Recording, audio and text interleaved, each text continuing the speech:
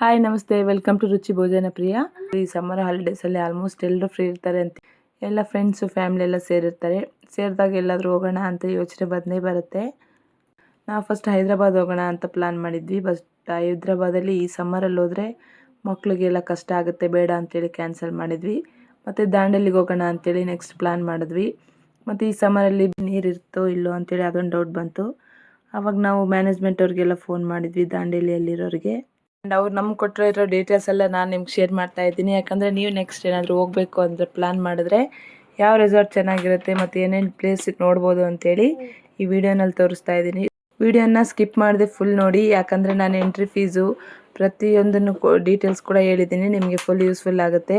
ಮತ್ತು ನೀವು ಈ ವಿಡಿಯೋನ ಸೇವ್ ಮಾಡಿ ಇಟ್ಕೊಂಡ್ರೆ ನೆಕ್ಸ್ಟ್ ನೀವು ಯಾವಾಗಾದರೂ ಹೋಗಬೇಕು ಅಂದಾಗ ಹೆಲ್ಪ್ಫುಲ್ ಆಗುತ್ತೆ. ದಾಂಡೇಲಿನಲ್ಲಿ ನಾವು ಬುಕ್ ಮಾಡ್ಕೊಂಡಿರೋ ರೆಸಾರ್ಟು ಗ್ರೀನ್ ಪ್ಲಾನೆಟ್ ರೆಸಾರ್ಟ್ ಅಂತೇಳಿ. ಇದು 0 to 6 ಇಯರ್ಸ್ಗೆ ಫ್ರೀ, 7 to 10 ಇಯರ್ಸ್ ಅವ್ರಿಗೆ ಆಫ್ ಟಿಕೆಟ್ ಅಂದರೆ 700 ಮತ್ತು 10 ಇಯರ್ಸ್ ಅಬೋ ಇರೋರಿಗೆ 1400. ಈ ಪ್ಯಾಕೇಜಲ್ಲಿ 3 ಟೈಮ್ಸ್ ಫುಡ್ ಕೊಡ್ತಾರೆ ಮತ್ತು ಒಂದು ರೂಮ್ ಕೊಡ್ತಾರೆ ಇರೋಕ್ಕೆ. ನಾವು 15 ಮೆಂಬರ್ಸ್ ಹೋಗಿರೋದ್ರಿಂದ ಒಂದು ಫುಲ್ ದೊಡ್ಡ ರೂಮ್ ಕೊಟ್ಟಿದ್ದರು. ನೀವು 3 ಮೆಂಬರ್ಸು 4 ಮೆಂಬರ್ಸ್ ಸ್ವಲ್ಪ ಕಡಿಮೆ ಜನನೇ ಹೋಗ್ತೀನಿ ಅಂದರೆ ಈ ಎದುರುಗಡೆ ಇರೋ ಚಿಕ್ಕ ಚಿಕ್ಕ ಮನೆಗಳು ಕೊಡ್ತಾರೆ. ನಾವು ಆಲ್ರೆಡಿ 4 ಡೇಸ್ ಮುಂಚೆನೇ ಬುಕ್ ಮಾಡಿದ್ವಿ. ಪ್ರತಿಯೊಬ್ಬರಿಗೂ ಅಡ್ವಾನ್ಸ್ ಬುಕ್ಕಿಂಗ್ ಮಾಡ್ಕೊಳ್ಳೇಬೇಕು 4 ಡೇಸ್ ಮುಂಚೆನೇ. ರೂಮ್ಗಳಂತೂ ಸಖತ್ತಾಗಿ ದೊಡ್ಡದಾಗಿತ್ತು ಮತ್ತು ಕ್ಲೈಮೇಟ್ ಕೂಡ ನಮ್ಮ ಬಳ್ಳಾರಿ ಕಂಪೇರ್ ಮಾಡಿದ್ರೆ ಫುಲ್ ಕೋಲ್ಡ್ ಆಗೇ ಇತ್ತು. ಬಿಸಿಲೇ ಕಾಣಿಸಲ್ಲ ನಮಗೆ, ಅಷ್ಟು ಚೆನ್ನಾಗಿರುತ್ತೆ. ನಾವು ರೆಸಾರ್ಟ್ನ 7:30ಗೆಲ್ಲ ರೀಚ್ ಆದ್ವಿ. ಅಲ್ಲಿ ಟಿಫನ್ ಸ್ಟಾರ್ಟ್ ಆಗೋದು 9 o'clock ಮತ್ತು ಟಿಫನು ಊಟ ಯಾವುದೇ ಆಯಿತು ಲಿಮಿಟೆಡ್ ಟೈಮಲ್ಲಿ ಮಾತ್ರ ಸಿಗೋದು. ಟೈಮ್ ಮೀರಿದ್ಮೇಲೆ ಹೋದರೆ ಎಲ್ಲ ಖಾಲಿ ಆಗಿಬಿಟ್ಟಿರುತ್ತೆ. ಬ್ರೇಕ್ಫಾಸ್ಟ್ಗೆ ನಮಗೆ ಬ್ರೆಡ್ ಜಾಮು ಯಾವುದಾದ್ರೂ ಒಂದು ಟೈಪ್ ರೈಸು ಮತ್ತು ಅವಲಕ್ಕಿ ಒಗ್ಗರಣೆ ಕೊಟ್ಟಿದ್ದರು. ಮಕ್ಕಳು ಖಾರ ತಿಂದಿಲ್ಲ ಅಂದರೆ ಬ್ರೆಡ್ ಜಾಮ್ ತಿನ್ನಿಸ್ಬೋದು. ಟಿಫನ್ ಎಲ್ಲ ಆದಮೇಲೆ ನಾವು ದಾಂಡೇಲಿನಲ್ಲಿ ಇದು ಫೇಮಸ್ ಸ್ಪಾಟು ಕಾಳಿ ರಿವರು, ಇಲ್ಲಿಗೆ ಹೋದ್ವಿ. ನಮ್ಗೆ ಇಲ್ಲಿಗೆ ಹೋಗೋಕ್ಕೆ ರೆಸಾರ್ಟಲ್ಲಿ ಇರೋರೆ ಲೊಕೇಶನ್ ಎಲ್ಲ ಶೇರ್ ಮಾಡ್ತಾರೆ. ಅದ್ರ ಪ್ರಕಾರ ನಾವು ಹೋದರೆ ನಾವು 1400 ಕೊಟ್ಟು ಏನು ಪೇ ಮಾಡಿರ್ತೀವಲ್ಲ ರೆಸಾರ್ಟಲ್ಲಿ, ಅದರಲ್ಲಿ ನಮಗೆ ಬೋಟಿಂಗು ಮತ್ತು ಗ್ರೂಪ್ ಬೋಟಿಂಗ್ 2 ಫ್ರೀ ಇರುತ್ತೆ. ಇನ್ನು ನಾವು ಜಿಪ್ ಲೈನು ಇನ್ನು ನೆಕ್ಸ್ಟ್ ಯಾವುದಾದ್ರೂ ಬೇಕು ಅಂದರೆ ಎಕ್ಸ್ಟ್ರಾ ಪೇ ಮಾಡಬೇಕಾಗುತ್ತೆ. ಜಿಪ್ ಲೈನು ಪರ್ ಪರ್ಸನ್ 350 ಮತ್ತು ನಮಗೆ ಸಪ್ರೇಟ್ ವೀಡಿಯೋ ಫೋಟೋ ಬೇಕು ಅಂದರೆ ಅದಕ್ಕೆ 100 rupees ಎಕ್ಸ್ಟ್ರಾ ಚಾರ್ಜ್ ಆಗುತ್ತೆ. ಇನ್ನೊಂದಿದೆ, ಇದ್ರ ಹೆಸರು ಏನಂತ ಗೊತ್ತಿಲ್ಲ, ಬಟ್ ಚಿಕ್ಕ ಮಕ್ಕಳು ಆಡ್ಬೋದು. ಇದಕ್ಕೆ 300 ಅಂತೆ ಪರ್ ಪರ್ಸನ್ನು. ಫುಲ್ ಕಾಸ್ಟ್ಲಿ ಅನ್ನಿಸ್ತು ನಮಗೇನೋ.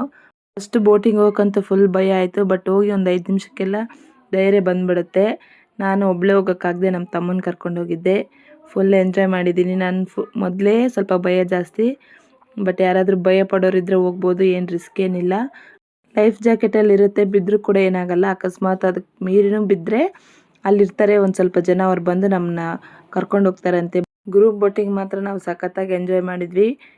ಎಲ್ಲರೂ ಫ್ಯಾಮಿಲಿ ಸೇರಿ ಹೋಗೋದೇ ಒಂದು ಖುಷಿ.